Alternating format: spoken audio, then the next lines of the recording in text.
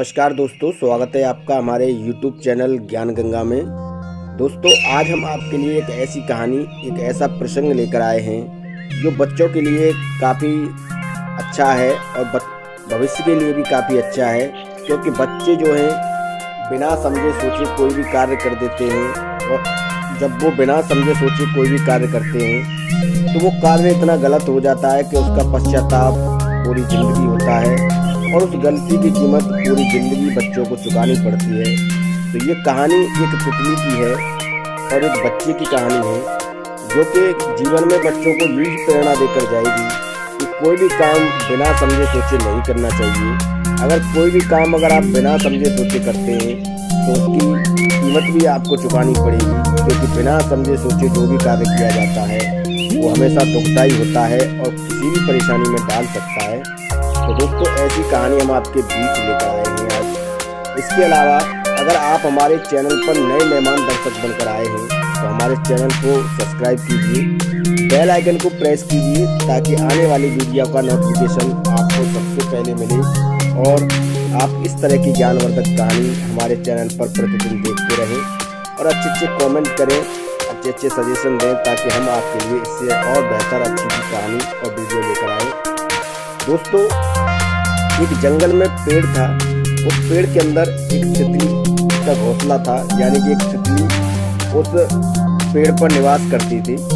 और उस तितली के खो में से एक बच्चा निकलता है धीरे धीरे, और एक सेठ का लड़का था, और एक सेठ का लड़का अक्सर उस बगीचे में घूमने के लिए आया करता था प्रतिदिन। और वो सेठ का बच्चा उस तितली के बच्चे को थोड़ा थोड़ा निकलता हुआ देखता है।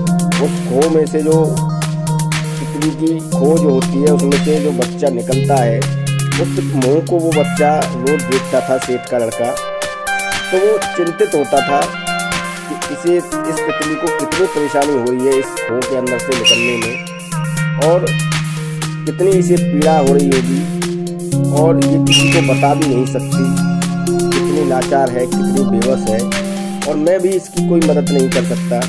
यह सोचकर वो लड़का, जो सेठ का लड़का था, काफ़ी परेशान रहा करता था और काफ़ी मायूस भी रहता था। और अक्सर वो उस बगीचे में रोज आकर उसी को निहारता था जो तितली उस खो के अंदर से बाहर निकलने की कोशिश कर रही थी और बाहर आने की कोशिश कर रही थी। पर वो तितली का जो जन्म होता है, तितली जिस तरीके से बाहर निकलती है, वो उसका अपना एक तरीका होता है, और इस तरीके को वो बच्चा समझ नहीं पा रहा था। वो बच्चा यही समझ रहा था कि शायद कोई तितली की मजबूरी है, या तितली उसमें फंसी हुई है, या कोई उसे परेशानी है जो वो बाहर नहीं निकल पा रही है। क्योंकि ये आप अच्छी तरह से जानते हैं कि तितली का जब बच्चा बाहर निकलता है तो वो उस तरीके से बाहर निकलता है कि उसके पंख ऑटोमेटिक धीरे धीरे खुलने लगते हैं और वो बाहर आके ही उड़ने लग जाती है। और उसके पंख अंदर से ही बनकर आते हैं, बाहर नहीं बनते हैं। और जब अंदर से पंख बनकर आते हैं तभी वो तितली उड़ पाती है, अन्यथा वो तितली उड़ नहीं पाती है। और ये सेठ का बच्चा अपनी आंखों से ये सब चीज़ें देख रहा था। वो सोच रहा था कि काश मैं तितली की कोई मदद कर पाता, क्योंकि तितली का जो खो का मुंह था वो काफ़ी छोटा था। वो काफ़ी उसमें से बाहर निकलने की कोशिश करती, पर वो बाहर तब निकलती जब उसका समय पूरा हो जाता, वो पूरी तरह बनकर तैयार हो जाती और उसके पंख पूरी तरह निकलकर तैयार हो जाते, तब वो उसमें से बाहर निकलती। पर सेठ के लड़के की जो बुद्धि थी, जो समझदारी थी, वो बिल्कुल विपरीत थी। तो सेठ का बच्चा सोचता है कि क्यों न मैं इस खो का मुंह काट दूं और चौड़ा कर दूं, तो ये जल्दी बाहर निकल आएगी, और जल्दी बाहर निकल आएगी तो ये जल्दी उड़ने लग जाएगी, और इसकी जो परेशानी है और जो पीड़ा है वो जल्दी ख़त्म हो जाएगी। तो सेठ का लड़का जो था वो ये बातें सोचने लगा। सेठ का लड़का उस दिन मायूस होकर, परेशान होकर अपने घर चला जाता है, और अपने घर जाने के बाद वो अगले दिन जब उस बगीचे में आता है तो वो एक कैंची साथ में लेकर आता है। और जब कैंची साथ में लेकर आता है तो बार बार यही सोचता है कि मैं इस खो के मुंह को काट दूं तो ये तितली जो है बाहर निकल आएगी, पर मैं अगर इसे काटूं तो कहीं ऐसा ना हो कि तितली को चोट आ जाए। तो वो उस कैंची से बार बार उसे काटने की कोशिश करता है, और बार बार वो असफल हो जाता है, वो ठीक से उसे काट नहीं पाता है। पर कई बार कोशिश और प्रयास करने के बाद वो बच्चा जो है धीरे धीरे उस तितली के मुंह को चौड़ा कर देता है, उसे काट देता है जो उसकी खोह का मुंह था, और वो धीरे धीरे तितली जो है उसमें से बाहर आने लग जाती है और बाहर आके वो ज़मीन पर आ गिरती है। जब वो तितली उस ज़मीन पर आ गिरती है तो उसके जो पंख थे वो खुल नहीं पाते हैं, क्योंकि वो समय से पहले ही उस बच्चे ने उस खोह का मुंह जो है चौड़ा कर दिया था कैंची से काट कर। और जब वो मुंह उस खोह का चौड़ा हो जाता है तो वो तितली समय से पहले ही बाहर आ जाती है और उसके पंख भी नहीं निकल पाते हैं, और वो एक चींटी के भांति गिर के ज़मीन पर आ गिरती है और वो उड़ भी नहीं पाती है।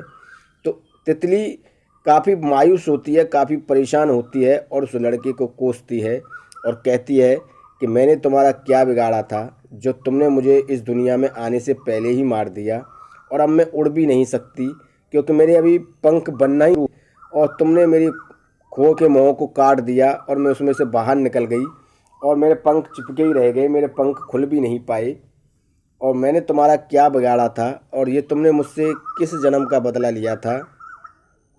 तब वो सेठ का लड़का था, वो कहता है देखो मैंने तुम्हारी मदद की थी, मैं यहाँ इस बगीचे में प्रतिदिन आता था और तुम्हें देखता था कि तुम उड़ नहीं पा रही हो, उसमें से बाहर नहीं निकल पा रही हो, अपनी मुँह से, मुँह के अंदर थी तुम अपनी खोह के मुँह में, तो इसलिए मैंने तुम्हारे उस मुँह को थोड़ा चौड़ा कर दिया इस कैंची से काट कर, ताकि तुम जल्दी से बाहर आ जाओ और उड़ने लग जाओ। तब तितली ने कहा कि देखो हर चीज़ की एक लिमिट होती है और एक समय होता है, एक मर्यादा होती है। जब तितली का बच्चा पूरी तरह बन के बाहर निकलता है और उसके पंख अंदर से ही पूरी तरह बाहर बन के निकलते हैं तभी वो उड़ पाती है, और समय से पहले ही अगर वो बाहर आ जाएगी और उसके पंख भी नहीं लगेंगे तो वो कैसे उड़ पाएगी। तो तुमने ये बहुत ही गलत कार्य किया है और तुमने पता नहीं किस जन्म का बदला लिया है, और मैं क्या सोचकर इस दुनिया में आना चाहती थी और तुमने मुझे इस दुनिया में आने से पहले ही मार दिया। अब मैं कैसे इस दुनिया में अपना जीवन बिताऊंगी। क्योंकि जो तितली थी दोस्तों, ये आप अच्छी तरह से जानते हैं प्रिय दर्शकों, कि जो तितली होती है वो उड़ने की ज़्यादा शौकीन होती है, और तितली को उड़ता देखकर बच्चे भी काफ़ी खुश होते हैं, क्योंकि उसका तितली का उड़ना ही इस तरीके का होता है कि वो काफ़ी सुंदर लगती है उड़ते हुए।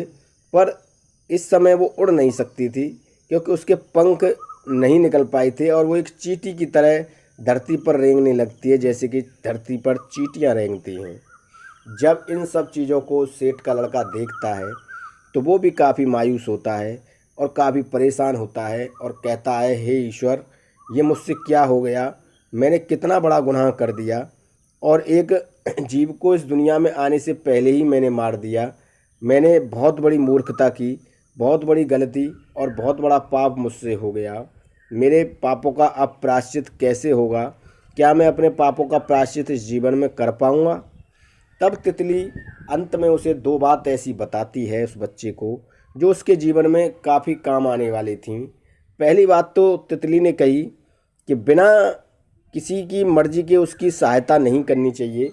पहले ये देख लो कि वो व्यक्ति तुमसे सहायता मांग रहा है या नहीं मांग रहा है। अगर वो तुमसे मदद और सहायता मांग रहा है तभी उसी व्यक्ति की सहायता करनी चाहिए, उससे पहले उसकी सहायता नहीं करनी चाहिए।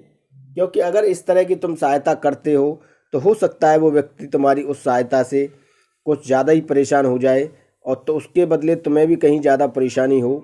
यह वो बात यह तितली उस बच्चे से कहती है, पहली बात। दूसरी बात वो तितली कहती है, कभी अपने स्वार्थ के लिए, अपने फ़ायदे के लिए किसी की मदद नहीं करनी चाहिए। अगर आप अपने स्वार्थ और फ़ायदे के लिए किसी की मदद करते हैं तो वो भी एक पाप दोष ही होता है, उसमें भी आपका कुछ न कुछ स्वार्थ होता है और उसका फल भी आपको नहीं मिलता है। तो बिना अपने स्वार्थ के ही किसी की मदद करनी चाहिए, अपने स्वार्थ को लेकर किसी की मदद कभी नहीं करनी चाहिए। ये बात तितली उस बच्चे से कहती है, और तितली काफ़ी बात उसे समझा के जाती है और कहती है कि मेरा समय इस धरती पर पूरा हो चुका है, क्योंकि मैं बिना पंखों के एक अपाहिज हूँ, मैं अब उड़ नहीं सकती और तुमने मुझे इस दुनिया में आने से पहले ही मार दिया। वो लड़का अपनी गलती पर बहुत पछताता है, बहुत पश्चाताप करता है कि ये मुझसे क्या हो गया, ईश्वर मेरे गुनाहों को माफ़ करना, मेरे गुनाह माफ़ करने योग्य नहीं है। काफ़ी रुदन मचाता है, काफ़ी रोता है, पर अब कुछ नहीं हो सकता था। क्योंकि एक कहावत है कि रोज सोते हुए शेर को कभी जगाना नहीं चाहिए।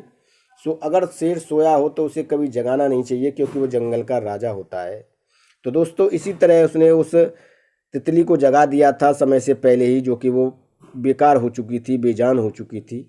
तो दोस्तों ये कहानी हमें यही प्रेरणा देकर जाती है कि हमें बिना विचारे कोई कार्य नहीं करना चाहिए जिससे कि किसी दूसरे व्यक्ति को तकलीफ़ पहुँचे। जैसे कि उस बच्चे की वजह से, उस तितली के बच्चे को तकलीफ़ पहुँची थी।